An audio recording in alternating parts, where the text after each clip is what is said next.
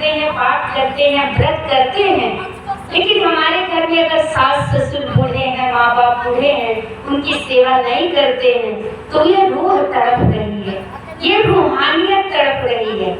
एक एक रूह से रूह का प्यार हो, संबंध हो, एक दूसरे का हम सम्मान करना सीखें, एक दूसरे का आदर करना सीखें। हमारे घरों में 100 साड़ी बक्से में पड़ी होगी, लेकिन बगल में अगर किसी के पास साड़ी नहीं है, कपड़ा नहीं है, तो ये संदेश सद्गुरु ने आपको दिया कि आपके अंदर इंसानियत हो, उसका भला करना सीखो। किसी के पास जूता नहीं है, चप्पल नहीं है, आप कई 100 पीस में रखे हैं, ये इंसानियत है कि आपका ये पूरा समाज पूरा आपका है, मनु शत्रुपा की ये संतान है। जैसे हम लोग, बहुत से लोग कहते हैं कि निरंकारी मिशन भगवान को नहीं मानता है। कौन कहता है कि भगवान को नहीं मानते हैं? सिया राम मैं सब जग जाने, करहूं प्रणाम जोड़ जुपानी। जब ये मनु शत्रुपा की संतान है, तो आपस में लड़ाई कैसा, झगड़ा कैसा, जात कैसा, जात क्या होती है? अभी आपने सुना कि सेवरी किस जात की थी, लेकिन गुरु ने उसे कहाँ बैठा दिया। मीरा को आपने देखा, बहुत बड़े घराने की लड़की थी, लेकिन जब वो रविदास के पास गई, ज्ञान ली, तो उसका जीवन बदल गया। वो ये नहीं सोचती थी कि मैं महलों की रानी हूँ, बैठी साधु के संग रंगी मोहन की रंगो तो प्रेम दीवानी कहानी लगी, मीरा गली गली हरि गुण गाने लगी। वो अपने आप को अपना जात देख करके नहीं, जब रविदास के पास गई तो वो जात नहीं देखी। रविदास ने कहा कि मीरा तू यहाँ क्यों आई है, मुझे तू मरवा देगी। कहे नहीं, मुझे मेरा कृष्णा चाहिए। अच्छा, वो ज्ञान ली, पाए जी मैंने राम रतन धन पायो, वस्तु अमोलक दी मेरे सतगुरु कर कृपा अपनायो। चोर कोई चुरावत नहीं, ठगे न जात ठगायो, दिन दिन बढ़त सवाय। कि वो परमात्मा को देख ली अखंड में, अछेद में, अभेद में, कि मालिक तू ही सब जगह था, मैं तो एक मूर्ति लेके रो रही थी, मूर्ति लेके मैं सीने से दबा के घूम रही थी, लेकिन असली मूर्ति तो ये है जो कड़कड़ में है, ये निरंकार धागा सब में समाहित है। ये फूल जो आप देखते हैं कि भगवान के चरणों पे चढ़ाए जाते हैं, फूल ने माला से कहा कि तुम्हारी क्या सुंदरता है, कितना सुंदर तुम हार बन गए हो, बड़े बड़े के गले में पड़ते हो। मैं तो बस मूर्ति के चरणों में डाल दी जाती हूँ, पैर से कुचल देते हैं। माला ने कहा बहन, मुझे बहुत सुई का सामना करना पड़ा है, खोज खोज के मुझे ये हार बनाया गया है, तब मैं आज ये सुंदर दिख रहा हूँ। आप भी सद्गुरु का सहारा ले लीजिए, आप भी सुंदर हो जाएंगे। आशा सने जी, आप भी उसी सद्गुरु की कृपा से, आप भी संसार का कितना सुने, कितना सुनना पड़ता है। जब भी आप सत्संग के लिए जाते हैं, लेकिन आपको परवाह नहीं करनी है, आपको खोद खाद धरती सहे और सहे बन राय, कटुक वचन साधु सहे और से सहा न जाए। और ये भी नहीं करना है कि संगत लेने के बाद अपने मन में हम सोचे। बहुत से महात्मा पूजा पाठ करते हैं, अगर शादी है तो पंडित को बुला के कथा सुनते हैं। क्या इससे बड़ा कोई और पंडित है? अभी कहते हैं हमें समाज देखना है, क्या समाज आपका बोझ उठाएगा? क्या आपके रिश्तेदार परिवार आपके घर दुख होगा तो आपका साथ देंगे? साथ देंगे तो ये संत देंगे, ये महात्मा देंगे, ये सद्गुरु देगा। फिर हम छोटी छोटी विडंबनाओं में फंस जाते हैं और हमसे संसार बात करता है कि आप ज्ञान लिए हैं, फिर भी आप कथा भागवत सुन रहे हैं, आप पंडित के पास जाते हैं, सोखा के पास जाते हैं, आप तो कहते हैं कि मैं भगवान देखा हूँ। तो भगवान देखने के बाद भी आप वही कर्म कांड में फंसे हैं। हमें कुरूति को हटाना होगा। बाबा गुरुबचन जी ने कहा कि शादी दिन में हो।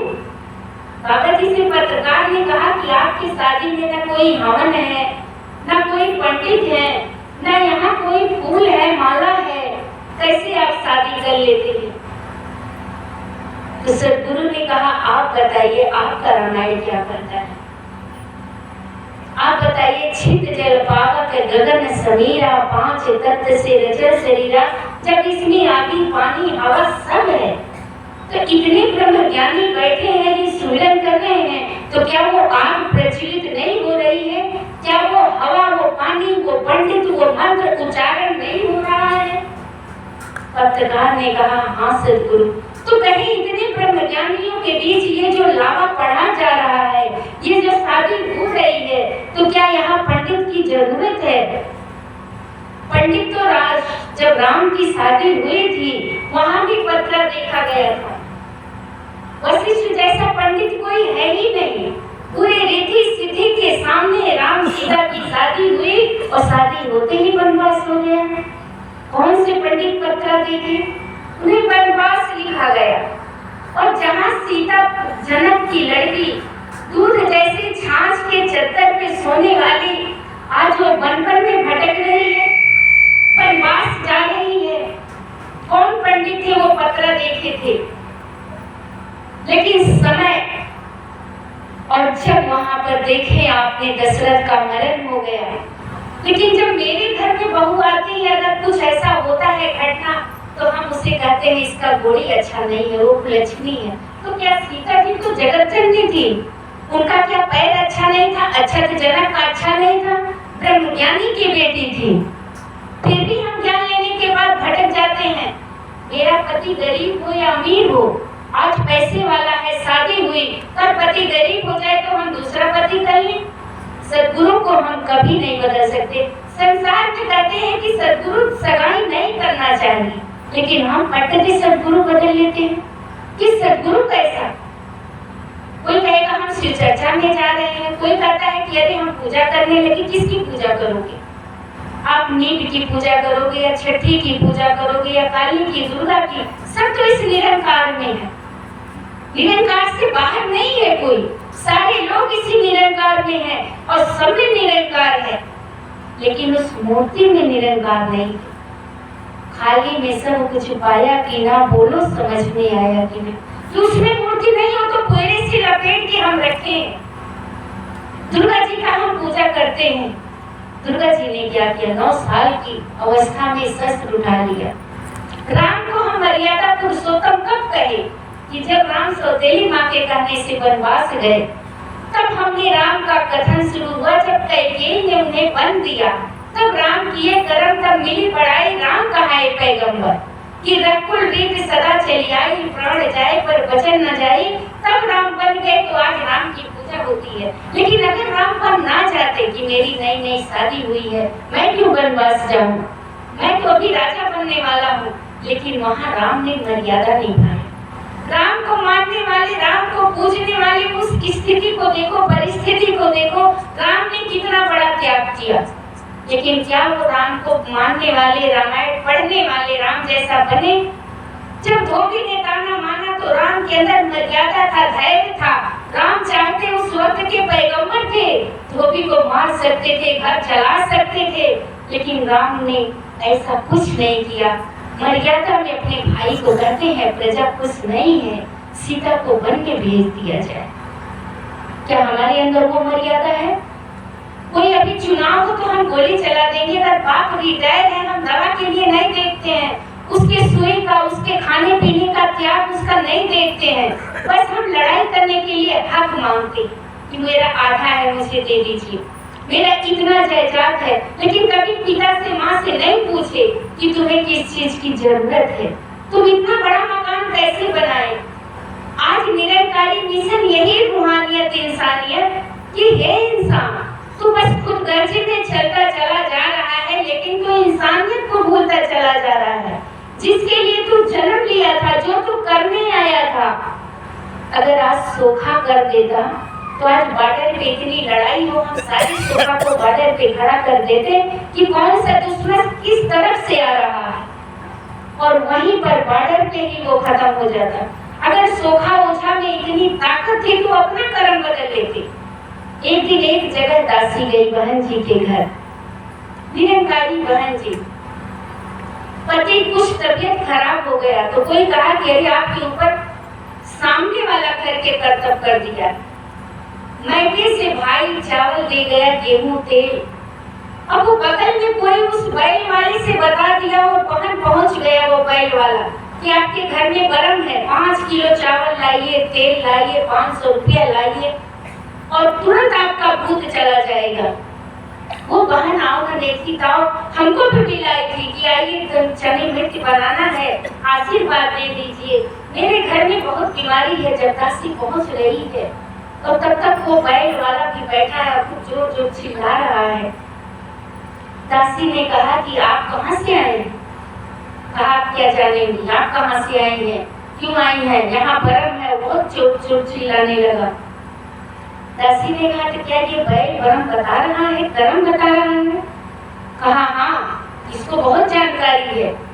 अब वो जो बोलता था कि भोलेनाथ बोलो इसके घर गरम है, तो वो रस्सी पकड़ा था, खींचता था तो वो ऐसे मुड़े हिलाता था, घंटी पड़ना था, वो बोल देता था। अब जितने पढ़े लिखे नहीं थे सारे लोग भीड़ लगा के खड़े थे। फिर दासी ने कहा आपका कर्म नहीं कुछ बताया। कहे मेरा कर्म क्या बताएगा, मैं तो इसको लेके रोज चल रहा हूँ। सत्संग जी अजीब अंदर हलचल हुई। दासी ने उसका कॉलर पकड़ा कि आपका कर्म नहीं बताया, पैर में चप्पल नहीं है, पहनने के लिए आपके पास ठीक से शर्ट नहीं है और आप दूसरे का कर्म बता रहे हैं। तो ये खुद का कर्म नहीं चल रहा है, बैल बन के दूसरे के बोझ बना है और इतना सामान इस पे लगा है और ये मेरा कर्म बताएगा। कर्म बताना है, जितना आपका भूत है, भविष्य है, आप मेरे ऊपर करिए। और चिल्लाने लगा, कहा तुमको समझ नहीं है, अभी हम भूत आते, जितना बड़ा भूत है तुम, मैं यहाँ खड़ी हूँ। सत्संग जी भीड़ लग गई।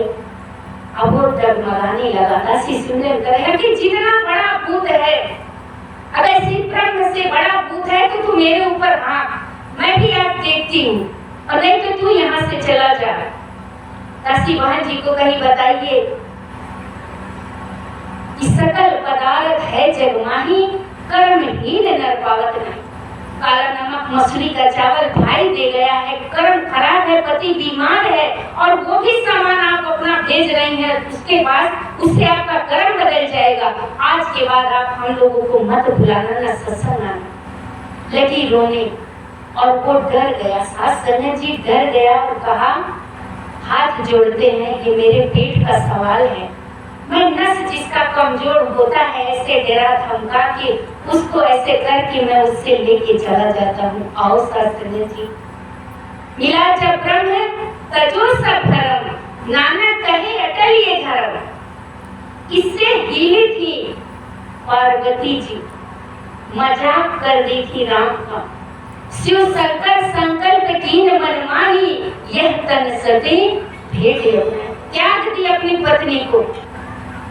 प्रहलाद ने अपने माँ बाप को त्याग दिया, विभीषण ने भाई को त्याग दिया और उसी लंका, जिस लंका के लिए रावण ने 10 मूड़ी काट के चढ़ाया था कि ये लंका का राज करो, केवल प्रभु के शरण में जाने से, तिलक लगाने से सारा अयोध्या का राज विभीषण को मिल गया।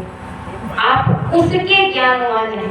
बाइबिल, कुरान, जितना भी है, गीता, रामायण, जो भी है आप लेकर के आइए, देखिए, मिलाइए।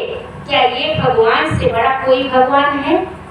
भगवान वही है जो जले ना, भीगे ना, कटे ना, वही तो भगवान है। बाकी जो परिवर्तनशील है, सब कुछ परिवर्तन हो जाएगा।